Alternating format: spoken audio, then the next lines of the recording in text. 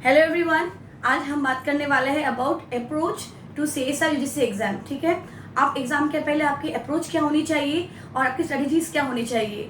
तो अगर आप सीएसआई नेट एग्जाम देना चाहते हैं तो सबसे पहला बात, हार्डवर्क तो आपको करनी ही पड़ेगी, लेकिन सबसे इंपॉर्टेंट बात है आपका इंटेंशन। आपकी इंटेंशन क्या होनी चाहिए टुवर्ड्स द एग्जाम। इंटेंशन ऐसा होना चाहिए कि आपको एग्जाम क्लियर करना है, आपको ये सोच के रहना। पर सबसे पहला बात आपकी सोच, ओके, आपका थॉट्स क्या होना चाहिए कि मुझे इस एग्जाम को क्लियर करना है। अगर आप उस इंटेंशन से स्टार्ट करेंगे तो आप ज़रूर क्लियर कर सकते हैं। ठीक है, पहला बात है इंटेंशन। सेकेंड थिंग है स्ट्रैटेजी। जब आपने एक बार डिसाइड कर लिया कि मुझे एग्जाम में बैठना है और उसे क्लियर करना है, तो सेकेंड चीज़ क्या है, स्ट्रैटेजी। आपको स्ट्रैटेजी बनानी पड़ेगी, ऐसे ऐसे बनानी पड़ेगी ताकि आप उसको फॉलो कर सके और वो आपको सक्सेस दे सके, एग्जाम में आप क्लियर कर सके। थर्ड है डिसिप्लिन। अगर आपने कोई स्ट्रेटजी बना के रखा है कि मुझे ये प्लान फॉलो करना है, तो आप में वो डिसिप्लिन होना चाहिए उस प्लान को सक्सेस बनाने में, वो स्ट्रेटजी प्रॉपरली फॉलो करने में। ठीक है, और फोर्थ जो कि वो भी इम्पॉर्टेंट है, वो है आपका रेस्ट। ओके, आपको ड्यूरिंग द प्रिपरेशन आपको प्रॉपर रेस्ट लेना है, आपको सोना है प्रॉपरली, और बीच बीच में ब्रेक्स भी लेने पड़ेंगे। ऐसा नहीं कि आप पढ़ते जाएंगे और आपको एग्जाम के पहले जाके एग्जाम में जाके आप पूरा ब्लैकआउट हो जाओ, ऐसा नहीं होना चाहिए। ठीक है, तो ये चार चीज़ें हैं, ये चार अप्रोचेस है जो आपको दिमाग में रखना है when you are preparing for your CSI UGC NET exam. तो अब हम बात करेंगे स्ट्रैटेजी के बारे में कि आपकी स्ट्रैटेजी कैसी होनी चाहिए।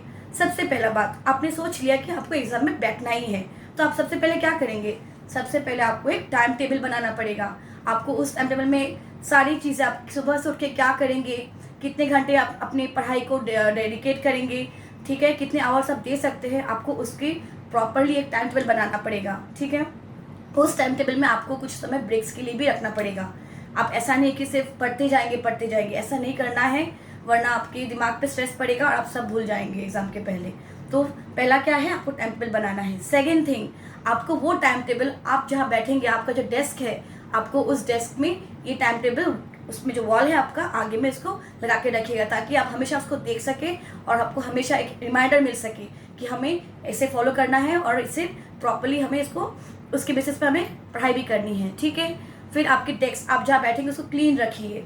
ठीक है, ये तीन चीज़। अभी स्टार्ट करते हैं मेन पॉइंट्स जो है, ये है कि देखिए जो टॉपिक्स हैं हमारे जो सीएसआई नेट के एग्ज़ाम के, चाहे आप कोई भी सब्जेक्ट ले लें, कोई भी सिलेबस हो आपका, ऐसा तो नहीं है कि आपको कुछ भी नहीं आएगा। कुछ टॉपिक्स ऐसे रहेंगे जो आप अवेयर होंगे, जिसके बारे में आप थोड़ा भी हो सके तो आप जानेंगे उसके बारे में।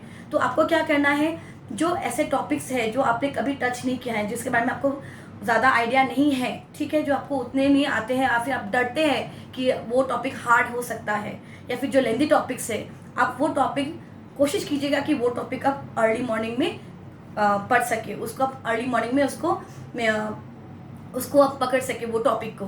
क्यों? क्योंकि अर्ली मॉर्निंग आपका दिमाग हमेशा फ्रेश रहता है, तो उस वक्त आप कोई नया चीज़ को एब्जॉर्ब कर पाएंगे, आपका दिमाग उस चीज़ को एब्जॉर्ब कर पाएगा।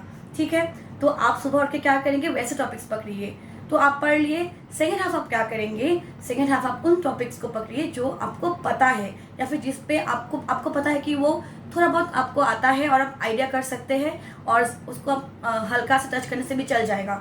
ऐसे कुछ इजी टॉपिक्स जो आपके हिसाब से आपके रेलिवेंट टॉपिक आप सेकेंड हाफ में रखिएगा। अच्छा, जैसे ही आपका कोई टॉपिक खत्म हो जाए, चाहे वो एक सीरीज़ हो, एक पर्टिकुलर एक सीरीज़ हो, एक चैप्टर का सीरीज़ हो, जैसे कि प्लांट फिजियोलॉजी में बहुत सारे प्लांट का पार्ट्स, रेस्पिरेशन है, फोटोसिंथेसिस है, ठीक है, बहुत कुछ सिस्टम है उसका।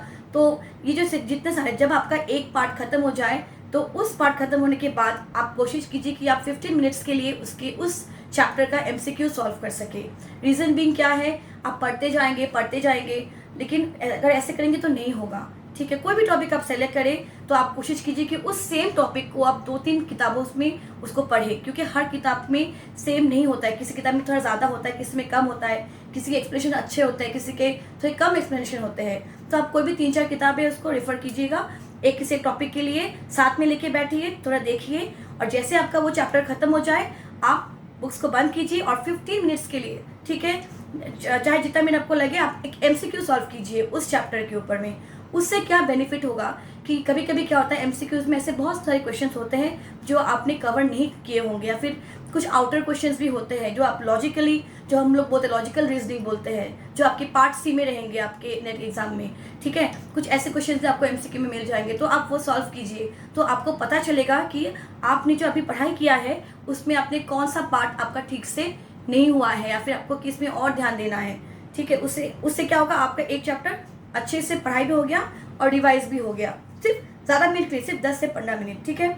तो पहले जब आप सॉल्व करेंगे आपको कोई टाइम मेंटेन नहीं करना है, आप लिबरली कीजिए उसको, क्योंकि आप अभी बिगनिंग स्टेज में हैं, आप प्रिपेयर कर रहे हैं। तो ऐसे करके आप सारे टॉपिक्स आप कवर कीजिए। जैसे ही एक टॉपिक आपका खत्म होगा, आपका जो लिस्ट है, आपको सिलेबस का लिस्ट है, टिक मार्क करते जाइए कि ये हो गया है, वो हो गया है, ऐसे करके। इससे क्या होगा कि जब आप उसको देखेंगे तो आपको एक कॉन्फिडेंस मिलेगा कि मैंने इतने सारे टॉपिक्स कवर कर लिया है, ठीक है। तो ये चीज़ बहुत एनकरेज करेगा, आपको मोटिवेट करेगा। ऐसे करते रहिए, ठीक है, और एमसीक्यू सॉल्व करते रहिए। और याद रखिएगा बीच बीच में ब्रेक्स लीजिएगा, क्योंकि ब्रेक्स बहुत इंपॉर्टेंट है। और अगर आपको लगता है कि आपको थोड़ा रेस्ट चाहिए, आप 5 मिनट ब्रेक ले लीजिए, कोई म्यूज़िक लगा लीजिए या फिर आप थोड़ा वॉक करके आइए, ठीक है। ये सब चीज़ें बहुत ज़रूरी है, सिर्फ पढ़ाई नहीं करना है, 5-10 मिनट का ब्रेक भी लेना है आपको। तो ऐसे आप करते रहिएगा और टिक मार्क करते रहिएगा जो जो आपका टॉपिक्स हो गया है। एक बार आपके सारे टॉपिक्स क्लियर हो जाए, जब आपका सारा खत्म हो जाएगा टॉपिक्स, फिर आप क्या करेंगे, आप जो पुराने प्रीवियस साल के जो क्वेश्चन पेपर्स है, वो सारे question papers, then mock papers जो होते हैं, सैम्पल पेपर्स जो होते हैं, आप वो सॉल्व कीजिए। उससे क्या होगा, आप एक साथ जस्ट लाइक एन एग्जाम आप उसको सॉल्व कर सकते हैं। और अब क्या करेंगे, आप टाइम लिमिट मेंटेन करेंगे। आप एक टाइम रखेंगे, एक अलार्म रखिए या फिर घड़ी रखिए, आप टाइम मेंटेन करेंगे और आप देखिएगा कि आप कौन सा पार्ट कितना टाइम में ख़त्म कर सकते हैं, क्योंकि ये डिसाइड कर सकता है कि आप एग्जाम में कौन सा पार्ट पहले अटेम्प्ट करेंगे। If you are good in part B तो आप पार्ट बी पहले सॉल्व कीजिए। अगर पार्ट ए आप पार्ट ए का आपको कॉन्फिडेंट है पहले, तो पार्ट ए कीजिए। लेकिन ये किस पे डिपेंड होगा, आपके टाइम पे, आपके प्रैक्टिस सेशन में आपने जो प्रैक्टिस किया है, टाइम को मेंटेन करते हुए वो चीज़ का आप यूज़ कीजिएगा एग्जाम के दौरान, ठीक है। अभी जो मैं बताने वाली हूँ ये बहुत इंपॉर्टेंट चीज़ है, ये ध्यान में रखिएगा। मैंने आपको मेरे प्रीवियस वीडियो में बताया था कि कितने क्वेश्चंस रहेंगे और कितने क्वेश्चंस मैंडेटरी है उसमें। सो पार्ट बी में क्या थे, 20 क्वेश्चन थे, उसमें से 15 क्वेश्चंस वर मैंडेटरी, है ना। तो जब आप सॉल्व करते हैं, यूजुअली स्टूडेंट्स ये गलती कर लेते हैं, जब वो सॉल्व करते हैं वो सोचते हैं कि अरे 15 मैंडेटरी है, 20 करना है, वो करते रहते हैं सॉल्व। लेकिन जब ये चेकिंग होता है तो फर्स्ट 15 क्वेश्चन सेलेक्ट होते हैं, सारे क्वेश्चंस।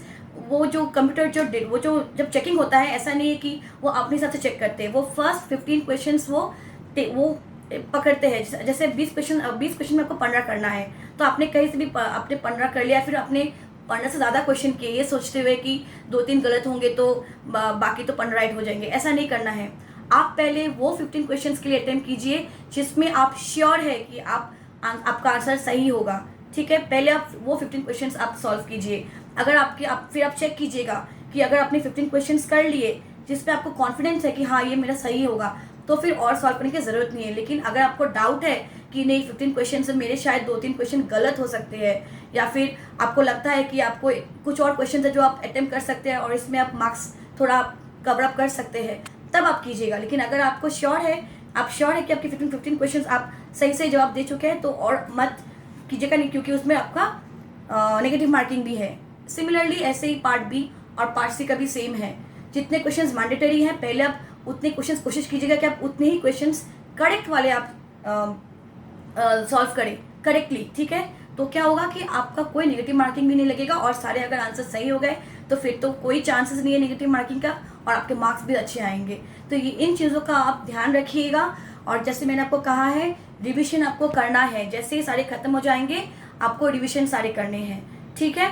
तो all the best for your exam, और आप फॉलो कीजिएगा। मैंने भी मेरे एग्जाम में ऐसे ही फॉलो किया था, आप भी फॉलो कीजिए। और ऐसे ही और वीडियोस के लिए आप मेरे चैनल को सब्सक्राइब कीजिए।